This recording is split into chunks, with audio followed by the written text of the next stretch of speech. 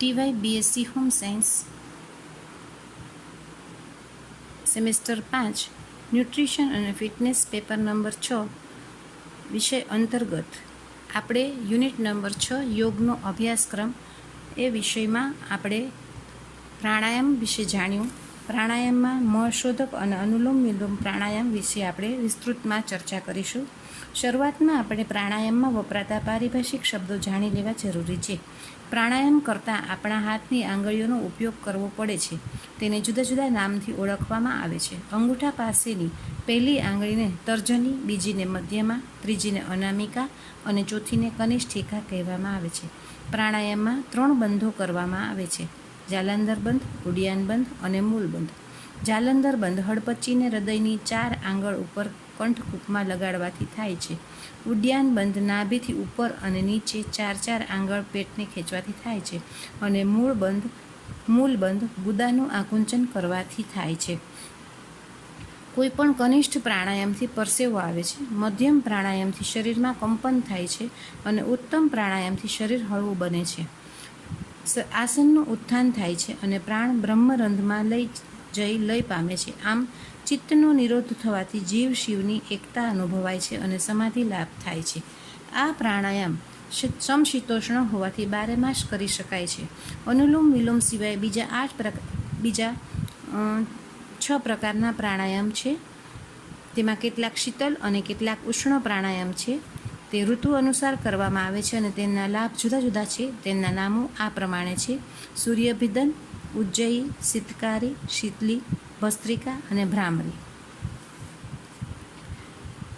પ્રથમ યમ, નિયમ અને આસમ એ 3 અંગોને સારી રીતે અભ્યાસ કરીને ઇન્દ્રિયો અને મનને શાંત કર્યા પછી જ પ્રાણાયામનો અભ્યાસ શરૂ કરવો.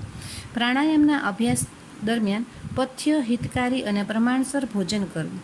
પ્રાણાયામનો અભ્યાસ યોગનિષ્ઠ ગુરુની સૂચના પ્રમાણે જ અને તેની સમક્ષ જ કરવું.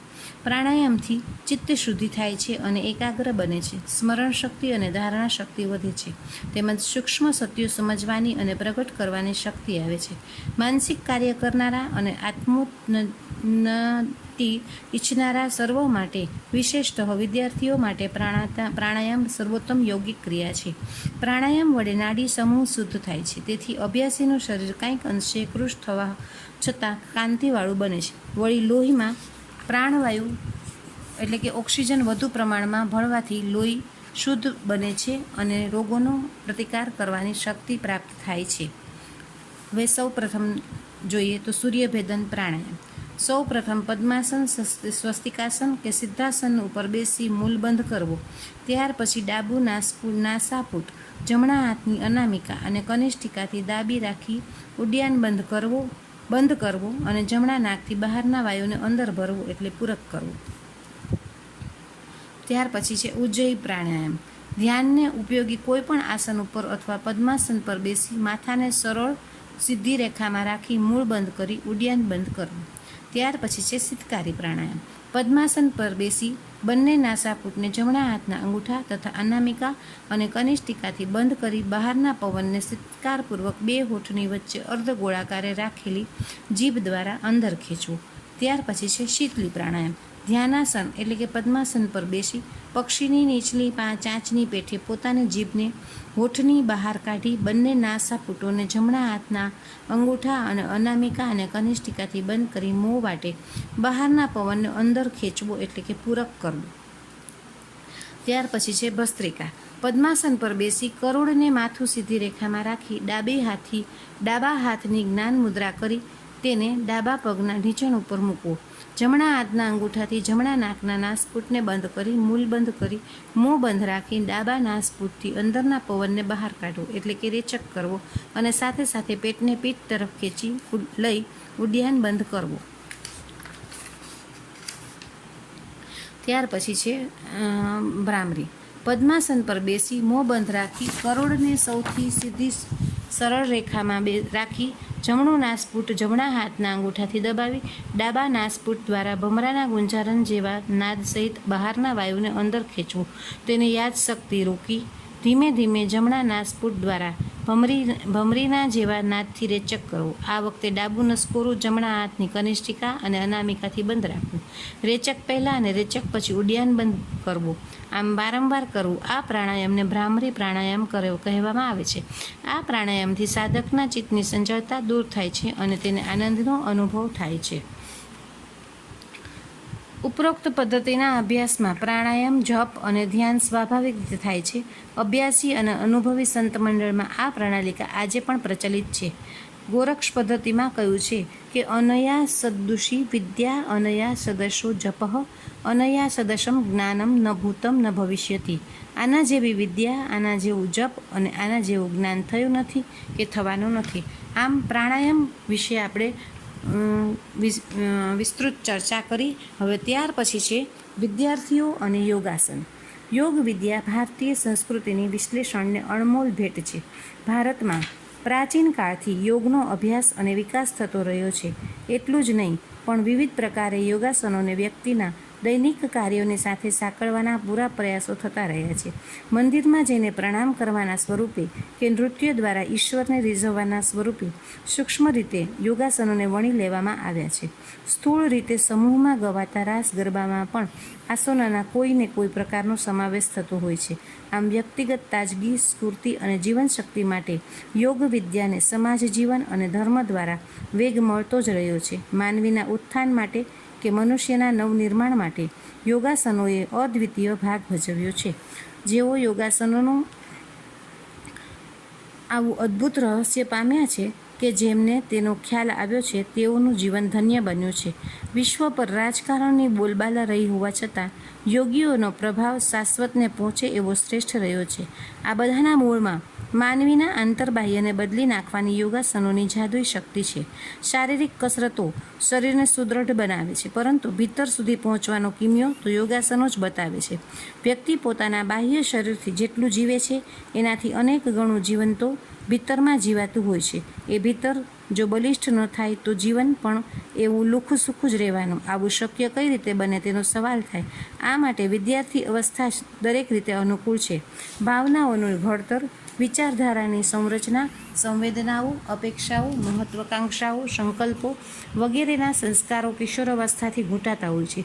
એ જ સમયમાં યોગાસનો દ્વારા વ્યક્તિના અંતર સુધી સાચા અર્થમાં પોતાના સુધી પહોંચવાનો માર્ગ બતાવવાની સાનુકૂળતા થવી જરૂરી છે. મનુષ્ય દેહમાં અતિ મહત્વનું મર્મસ્થાન જો કોઈ હોય તો તે એનું ભીતર છે. એ ભીતરને પ્રકાશવાનો, સંસ્કારવાનું કાર્ય શિક્ષણ દ્વારા થવું જોઈએ.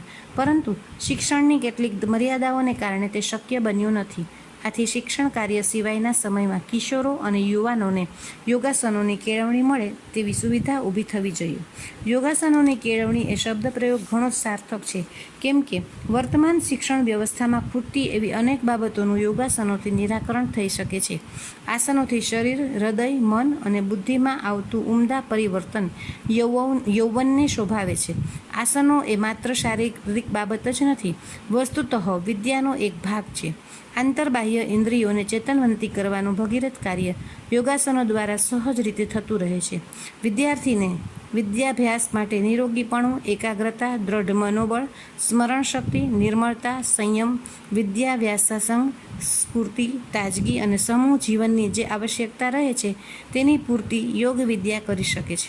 અત્યાર સુધી બહુધા વ્યક્તિની દેહની સપાટી પર જ શિક્ષણ કાર્ય થતું રહ્યું છે, જ્યારે યોગ વિદ્યા વ્યક્તિના આંતરબાહ્યને તરબોળ કરી દેવાની ક્ષમતા ધરાવે છે. વ્યક્તિગત રીતે વૃત્તિઓને શાંત કરવાની અને સામૂહિક રીતે અંજપાનું શમન કરવાની શક્યતા યોગાભ્યાસમાં રહેલી છે. વિદ્યાર્થીઓ માટે એવી અમૂલ્ય તક બીજી કઈ હોઈ શકે? ચાકડો ફરે અને તેના પર માટીના પિંડામાંથી જેમ અવનવા આકાર ઉતરે તેમ યોગાસનોથી શરીર તો સુદૃઢ બને જ છે, સાથે સાથે વિદ્યાર્થીઓનામાં અનેક આગવા સુંદર સ્વરૂપો સાકાર થતા રહે છે. તેમજ વિદ્યાર્થીઓમાં રહેલી સુષુપ્ત શક્તિઓને પ્રગટાવવાનો અવસર પ્રાપ્ત થાય છે. ટૂંકમાં વિદ્યાર્થીઓ અને યોગ વિદ્યાને જુદા પાડી શકાય જ નહીં. આ પ્રકારના પુસ્તકો દ્વારા અને યોગાસનોની તાલીમ શિબિરો, વર્ગો દ્વારા વિદ્યાર્થીઓમાં તેનો પ્રચાર થવો જોઈએ. આ રીતે જ આ વિદ્યાની ખાસિયતોનો પરચો વિદ્યાર્થીઓને મળી શકે છે. વ્યક્તિત્વ નિર્માણ, જીવન વિકાસ, સમૃદ્ધ સમાજ વ્યવસ્થા અને રાષ્ટ્ર નિર્માણમાં યોગાસનો બિનહરીફ છે. સનદી સેવાઓમાંથી પસાર થતા ઉચ્ચ કક્ષાના અધિકારીઓને યોગાસનોમાં નિપુણતા પ્રાપ્ત કરવી પડે છે. આઈપીએસ અધિકારીઓને નિષ્ણાતો દ્વારા યોગાસનોની તાલીમ લેવી ફરજિયાત બની રહી છે. એનસીસીમાં પણ હમણાં આસનોનો પ્રસાર વધતો જ રહ્યો છે. આસનોના માધ્યમથી ચિત્તવૃત્તિનો નિરોધ અને સુખ શાંતિ પ્રાપ્ત થાય છે. વળી યોગાસનો દ્વારા શરીરમાં રહેલા અનેક તત્વોને પરસ્પર જોડવાનું કાર્ય સહજ રીતે થાય છે. શરીર અને મન, બુદ્ધિ અને હૃદય, આત્માને પરમાત્મા સાથે જોડવામાં યોગાસનો જે ભૂમિકા પૂરી પાડે છે એ ઘટના વિદ્યાર્થીઓના અનુભવમાં મૂકી શકાય તો તે સુવર્ણ બની રહે છે. આમ વિદ્યાર્થી જીવનમાં યોગાસન કેટલા જરૂરી છે તે આપણે જાણ્યું. હવે ત્યાર પછીના લેક્ચરમાં આપણે યોગ મુદ્રા અને બહેનો અને યોગાસનો એ વિશે વિસ્તૃતથી જણાવટ કરીશું.